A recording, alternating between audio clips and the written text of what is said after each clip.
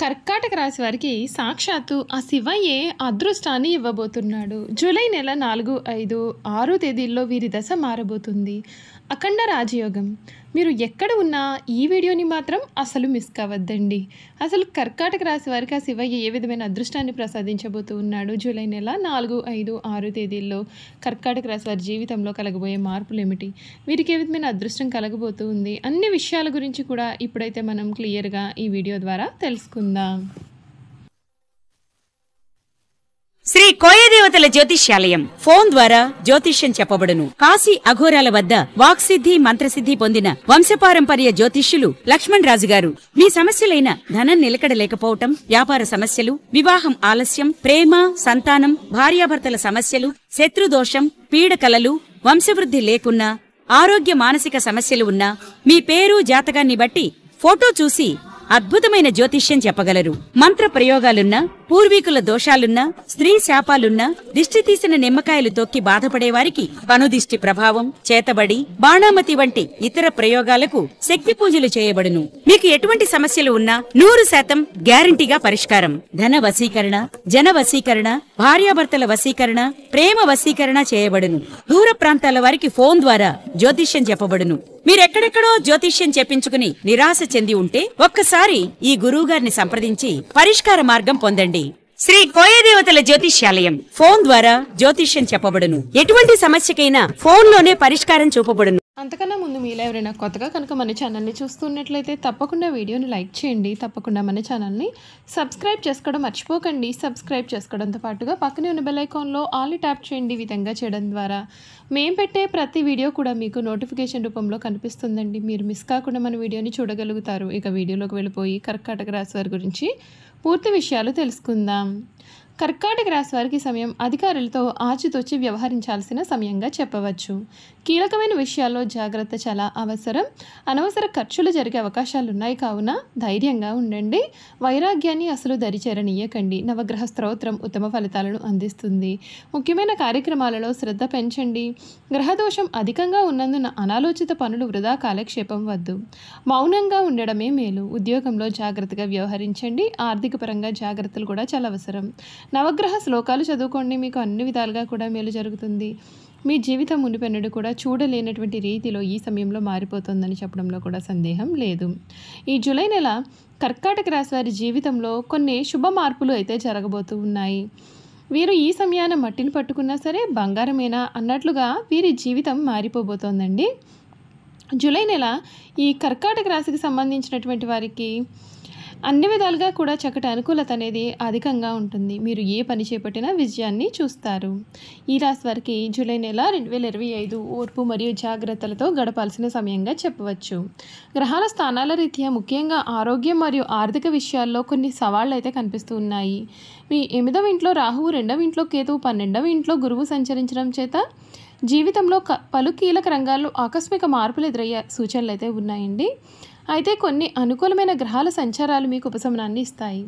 వృత్తి జీవితంలో ఈ సమయం కొంత కఠినంగా ఉండవచ్చు. మీ యొక్క భాగ్యాధిపతి అయినటువంటి గురువు 12వ స్థానంలో ఉండడం చేత, అంటే వ్యయస్థానంలో ఉండడం చేత మీరు చేసే కష్టానికి తగిన గుర్తింపు లభించడం లేదనే అసంతృప్తి అయితే మీలో కలగవచ్చు. పనులలో జాప్యాలు, అడ్డంకులు ఏర్పడే అవకాశాలు ఉంటాయి. పై అధికారులతో అపార్థాలు లేకుండా చూసుకోవాలి.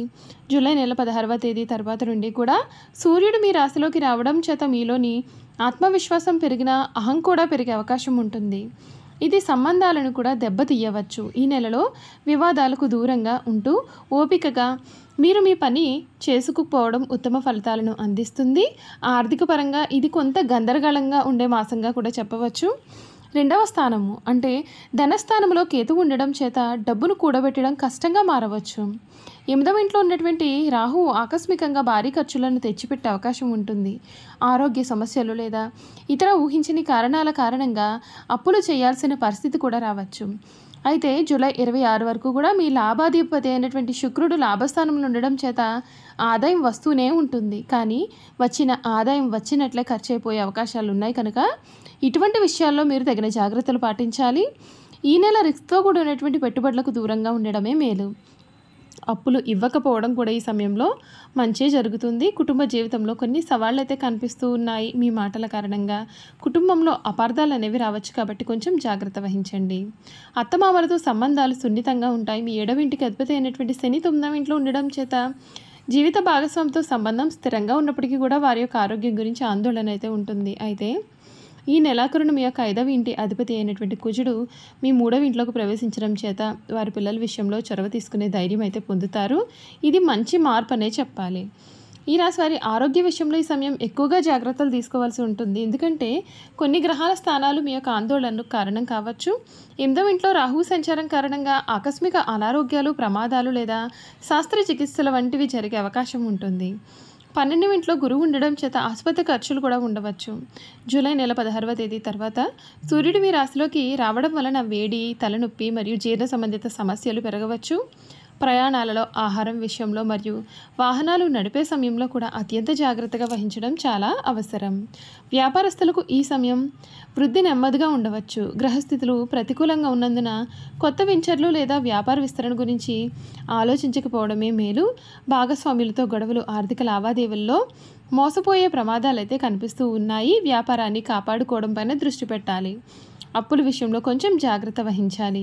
విద్యార్థులకు ఈ నెల ఏకాగ్రతకు పరీక్షా సమయంగా చెప్పవచ్చు. ఉన్నత విద్యకు అధిపతి అయినటువంటి గురువు 12వ ఇంట్లో ఉండడం చేత చదువుపైన దృష్టి పెట్టడం కష్టం కావచ్చు. అనేకమైన అడ్డంకులు ఏర్పడే అవకాశాలు ఉంటాయి. అయితే ఈ నెలాఖరులో మీ యొక్క 5వ ఇంటికి అధిపతి అయినటువంటి కుజుడు 3వ ఇంట్లోకి ప్రవేశించడం చేత మీలో శక్తి మరియు పట్టుదల కూడా పెరిగి సవాళ్లను ఎదుర్కోవడానికి సహాయపడుతుంది. అయినప్పటికీ కూడా ఈ నెలలో విజయం సాధించాలి అంటే మీరు రెట్టింపు కష్టపడాలి. మీరు చెడు స్నేహాలకు దూరంగా ఉండడమే మేలు. చూశారు కదండి, కర్కాటక రాశి వారి గురించి అయితే తెలుసుకున్నారు కదా. ఇక వీరి గుణగణాలు, వీరు చేయాల్సిన జాతకపరమైన పరిహారాలు కూడా క్లియర్గా ఈ వీడియో ద్వారా ఇప్పుడు మనం తెలుసుకుందాం.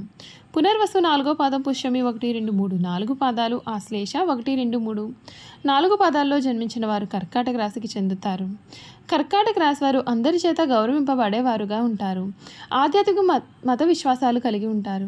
సమాజ సేవ పట్ల ఆసక్తి కలిగి ఉంటారు. సాధు జీవితం గడుపుతారు. దానందరూ అదే వీరి వద్దకు వచ్చి చేరుతుంది. వీరికి భవిష్యత్తు చెప్పగలిగే శక్తి ఉంటుంది.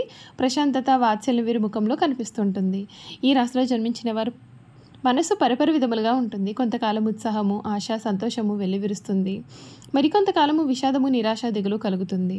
చూసారు కదండి, కర్కాటక రాశి వారి గురించి అయితే తెలుసుకున్నారు కదా. ఈ వీడియో కనుక మీకు నచ్చినట్లయితే తప్పకుండా వీడియోని లైక్ చేయండి. తప్పకుండా మన ఛానల్ని సబ్స్క్రైబ్ చేసుకోవడం మర్చిపోకండి. సబ్స్క్రైబ్ చేసుకోవడంతో పాటుగా పక్కనే ఉన్న బెల్ ఐకాన్లో ఆల్ని ట్యాప్ చేయండి. ఈ విధంగా చేయడం ద్వారా మేము పెట్టే ప్రతి వీడియో కూడా మీకు నోటిఫికేషన్ రూపంలో కనిపిస్తుందండి. మీరు మిస్ కాకుండా మన వీడియోని చూడగలుగుతారు. అలాగే కర్కాటక రాశిలో మీ స్నేహితులు కానీ, కుటుంబ సభ్యులు కానీ ఉన్నట్లయితే తప్పకుండా మన వీడియోని వారితో షేర్ చేయడం మాత్రం అసలు మర్చిపోకండి.